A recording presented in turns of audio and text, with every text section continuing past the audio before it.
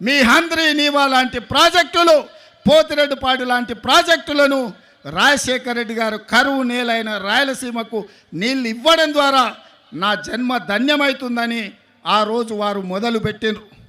మరి ఇవాళ మిత్రులారా, ఉచిత కరెంటు కావచ్చు, రాజీవ్ ఆరోగ్యశ్రీ కావచ్చు, ఫీజు రియంబర్స్మెంట్ కావచ్చు, జలయజ్ఞం ప్రాజెక్టులు కావచ్చు, కేంద్రం నుంచి అన్ని రకాల సహకారంతో ఆనాడు వైఎస్ఆర్ గారు ఈ ప్రాంతాన్ని అభివృద్ధి చేసి ఒక సంక్షేమ రాజ్యంగా, అభివృద్ధి రాష్ట్రంగా హైదరాబాదులో ఔటర్ రింగ్ రోడ్డు విషయంలో కావచ్చు, అంతర్జాతీయ ఎయిర్పోర్ట్ కావచ్చు, ఐటీ కంపెనీలు కావచ్చు, ఫార్మా కంపెనీలు కావచ్చు, వాటన్నిటిలో వారు ముందు నిలబడి ఆ ప్రాంత అభివృద్ధికి పునాదులు వేసిండు.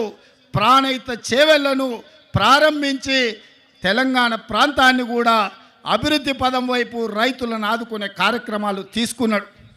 మరి నేను ఇవాళ అడుగుతున్న మిత్రులారా, ఇవాళ రాష్ట్రాలుగా మనం విడిపోయినాం, కానీ తెలుగు వాళ్ళుగా కలిసి ఉండాలి, ఒకరికొకరం తోడుగా ఉండాలి. ఇవాళ మోడీ ధైర్యమేంది, మోడీ బలమేంది, మోడీ బలగమేంది, బీజేపీ అంటే అర్థమేందో ఇవాళ ఆంధ్రప్రదేశ్ మిత్రులు ఆలోచన చేయాలి. బీజేపీ అంటే బాబు, జగన్, పవన్, ఈ ముగ్గురు బీజేపీ. బాబు, జగన్, పవన్, మోడీ బలం, మోడీ బలగం. ఇంక ఆంధ్రప్రదేశ్ ప్రజల కోసం మోడీ ఎందుకేం చేస్తాడు? ఎవరు గెలిచినా ఆయన దొడ్లోకి పోయేటోళ్ళే. ఈ ఆంధ్రప్రదేశ్లో 25 ఎంపీలు మోడీ ఖాతాలో ఉండేటివే. మీరు ఈడ అనుకోవచ్చు మేము ఈ పక్కన ఉన్నాం లేకపోతే ఆ పక్కన ఉన్నామని. అయ్యా, జగన్ రెడ్డి పక్కలు ఉన్నా, పెద్దలు చంద్రబాబు నాయుడు గారి పక్కలు ఉన్నా, వీళ్ళిద్దరు కలిసి ఢిల్లీలో వెళ్తే మోడీ పక్కనే ముత్యాల ముగ్గులో రావు గోపాలరావు పక్కన ఇద్దరు ఉంటారు, తందానా తానా అనేటోళ్ళు. వీళ్ళిద్దరు అదే కదా ఢిల్లీకి వెళ్తే. ఢిల్లీలో వీళ్ళు ఎవరైనా మోడీని అడుగుతారా? మోడీని నిలదీస్తారా? మీ ప్రాంతం కోసం ఏమైనా తెస్తారా? మరి ఒకవేళ తెచ్చేటట్టే అయితే 5 ఏళ్ళు వారున్నారు, 5 ఏళ్ళు వీరున్నారు. పోలవరం పూర్తెందుకు కాలే, రాజధాని రాలేదెందుకు మనకు? మీరు ఒక్కసారి ఆలోచన చేయండి మిత్రులారా. వాళ్ళిద్దరూ పాలన చేసే నాయకులు కావాలనుకుంటున్నారు, వాళ్ళిద్దరూ ప్రశ్నించే గొంతులు కావాలని అనుకుంటలేరు మిత్రులారా. ఇవాళ అందుకే నేను అబద్ధాలు చెప్పదలుచుకోలే, అలవి కాని మాటలు మీకు నేను చెప్పదలుచుకోలే. వాస్తవంగా మీకు కావాల్సింది పాలకులు కాదు, మీకు కావాల్సింది ప్రశ్నించే గొంతుకలు.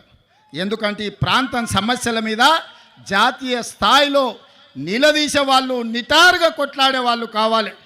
వెన్నెముక లేని నాయకత్వం మీ సమస్యల్ని పరిష్కరించదు.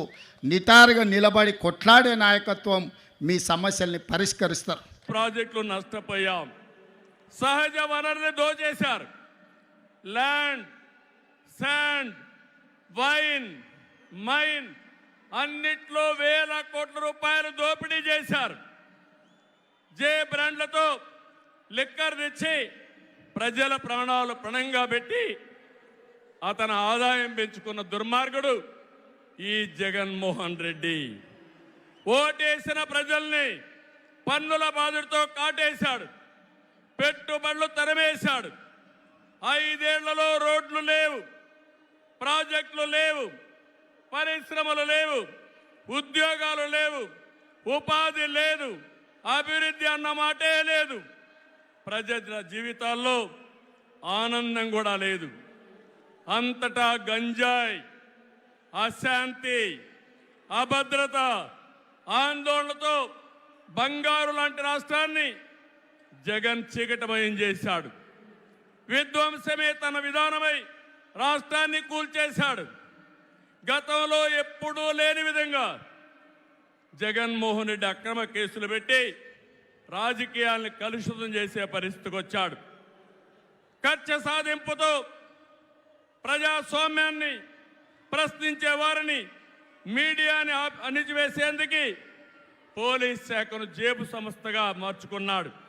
చివరికి జగన్ అధికార దాహానికి, వంచనకు బాబాయి బలయ్యాడు. 2 చెల్లెళ్ల సైతం రోడ్డెక్కి వైసీపీ పునాదులు రక్తంతో తడిచాయని ఘోషించే పరిస్థితి వచ్చారు. జగన్కు ఓటేయద్దని సొంత చెల్లెళ్ళే చెప్పారంటే 5 కోట్ల ప్రజానీకం అర్థం చేసుకోమని విజ్ఞప్తి చేస్తున్నా. తమ్ముళ్ళు, ఈ రాష్ట్రంలో ఎవరైనా బాగున్నారా అని మిమ్మల్ని అడుగుతున్నా. రైతులు బాగున్నారా తమ్ముళ్ళు అని అడుగుతున్నా. యువతకు ఉద్యోగాలు వచ్చాయని అడుగుతున్నా. మహిళలకు రక్షణ ఉందా అని అడుగుతున్నా. ఎస్సీ, బీసీ, ఎస్టీ, మైనారిటీలకి ఏమైనా లాభం జరిగిందా అని అడుగుతున్నా. ఇలాంటివన్నీ చూస్తే ఒకరిద్దరు కాదు, అందరూ నష్టపోయారు. I'm requesting honourable prime minister Modiji, Andhra has suffered the worst due to bad governance, financial mismanagement and corruption. You will be shocked to know that collectorate offices, Raitu Bazar buildings, government colleges have been mortgaged.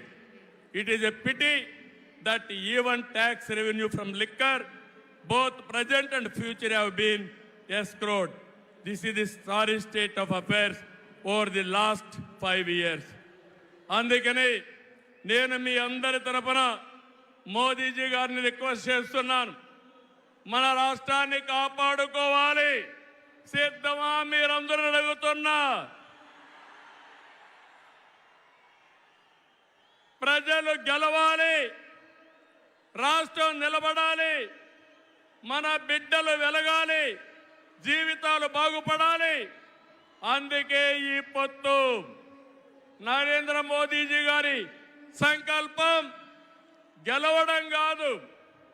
నిన్ననే ఎన్నికల శంఖారావం మోగింది. ప్రజల్లో ఉత్సాహం పెరిగింది. దేశంలో ఎన్డీఏకి 400+ సీట్లు వస్తాయి. అదే మరిగా ఆంధ్రప్రదేశ్లో 25కు 25 గెలిపించే బాధ్యత మీదే. సిద్ధమా అని మిమ్మల్ని అడుగుతున్నా.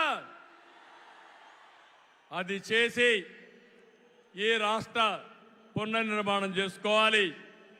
మోదీజీ గారి నాయకత్వంలో దేశాన్ని ముందుకు తీసుకుపోతే ఎన్డీఏ పాలనలో ఆంధ్రప్రదేశ్ని బాగు చేసుకుందాం. అందరూ సహకరించమని కోరుతూ మరొకసారి మోదీజీ గారిని మనస్ఫూర్తిగా ధన్యవాదాలు, కృతజ్ఞతలు తెలియజేసుకుంటూ ఈ మీటింగ్కి వచ్చిన మిమ్మల్ని అందరినీ పేరు పేరున అభినందిస్తూ అందరికీ నమస్కారాలు. జై ఆంధ్రప్రదేశ్, జై భారత్, జై హింద్.